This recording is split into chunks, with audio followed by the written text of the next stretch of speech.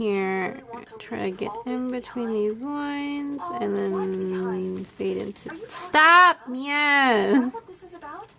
I have to.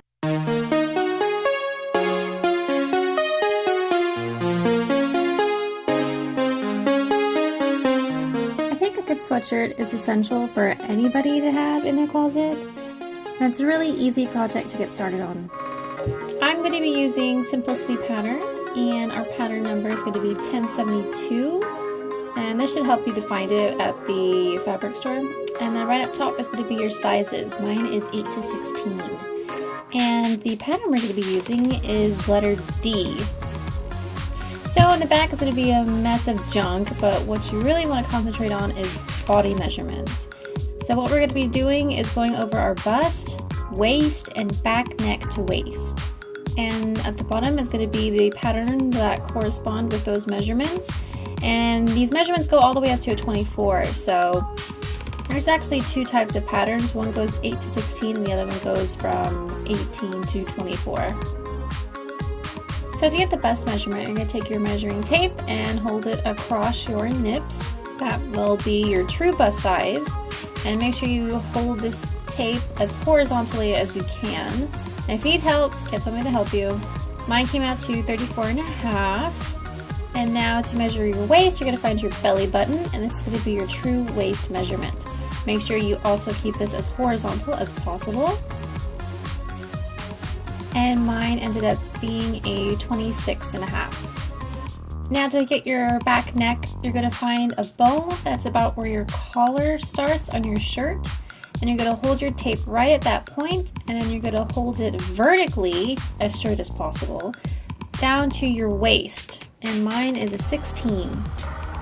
So when I took my measurements, my bust was a 34, my waist was a 26.5, and my back to neck was actually 16, but I don't mind going up 1/4 of an inch since it's not really that much. So that means I'm going to be using a pattern size 12. So now opening your pattern package, you'll have instructions and your pattern pieces.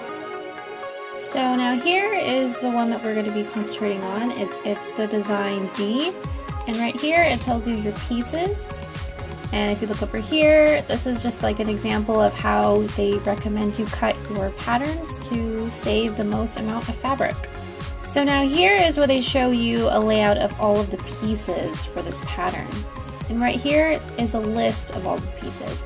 And what we're going to be concentrating on is everything that has the letter D next to it. That's basically the bottom half of this list. So we're going to unfold our pattern pieces and we're going to look for our piece. And here is our first piece, number 6. And how we can find all of our pieces is that each piece is numbered. So this is a number 6 and it corresponds to our first piece on the list, which is front, number 6, and D. And here's the picture, and it corresponds exactly with the pattern piece that we found. Number 6, front, D. And basically that's how you're going to find all of your pieces.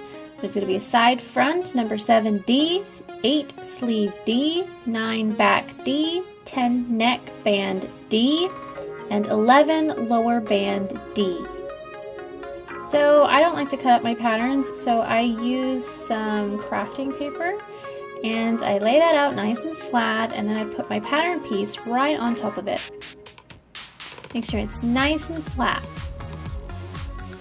And then I'm going to put some pattern weights around it just to hold it down so that it doesn't move around. And then I'm going to take my pattern tracer, which is this weird spiky thing, and I'm going to go to my line number 12.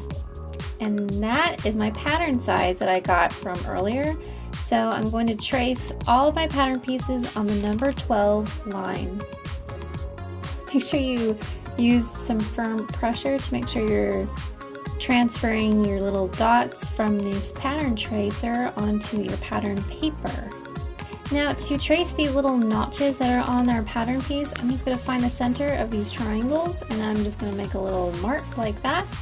And also I want to mark these little circles on here as well. They'll help me to make sure everything's aligned together later on. So again, I'm going to find the number 12 and use my awl to puncture a little hole. And now, just to make sure that I don't forget this is here, I like to make a couple little dots around it. And so now you can see our little dots that we made from our pattern tracer has transferred over, and basically we're just going to connect the dots all the way around. If you want to use a ruler for any straight edges, that's perfectly fine. I usually use a ruler because it's just a little bit faster for straight lines, and I can make sure it's exactly straight. And there's my finished pattern piece. And so now for these little notches that I made earlier, I'm just going to make a little mark right on top of my traced line. And I'm going to do this for all of my notches. And so now for information I need to transfer over, I need to make sure I transfer everything that's important, such as what piece this is, how many to cut, any fold lines. Our first piece right here has a fold line right here in front, so I want to make sure to transfer that information. So the name of this pattern I'm going to call a pullover, and this is so that I can know exactly what the heck I'm working with. And then I put the size right below it with a slash right next to both of them, and then I write what piece it is, which is the front, and then right below that I put how many pieces to cut and any other special information that needs to be reported, such as cut on fold for this particular piece. And so now I also want to transfer this information of the 3/8 seam allowance at the neck. So now I want to transfer that fold line that's on my pattern piece. So I'll just take my ruler, make a straight line, and put the arrows facing towards the edge.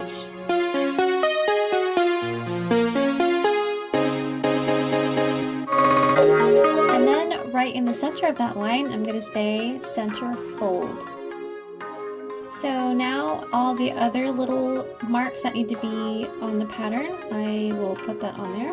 All the information I wrote in pencil, I went over it with black Sharpie. And the colors are very important, so make sure you keep all of these in order. And so now for these little notches that I have right here, I'm going to go ahead and puncture them with my notcher.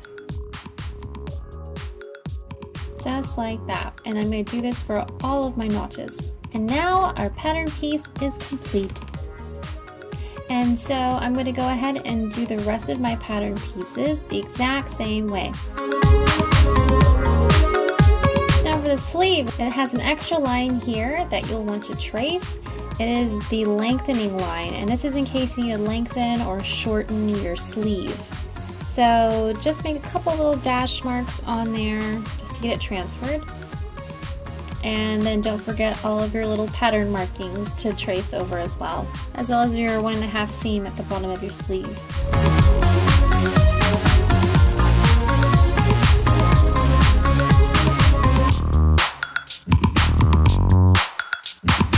So now for this piece, make sure you transfer this little dashed line right here. That's going to be your center front. And then make sure you get your little markings here as well as down here. And then here is your little grain line right here. And also make sure you make note of the stretch. And for your number 10 piece, make sure you write everything in the blue, not the black. I totally spaced out and forgot, but I put the title of it in blue, and you want to make sure everything is in blue. That way you know that this is not the same fabric as your main fabric of your sweatshirt. And we're going to do the same thing with piece 11. You want to make sure everything is in blue. So next time we're going to concentrate on any kind of adjustments or anything that needs to be changed with the pattern to make sure it's going to fit you perfectly.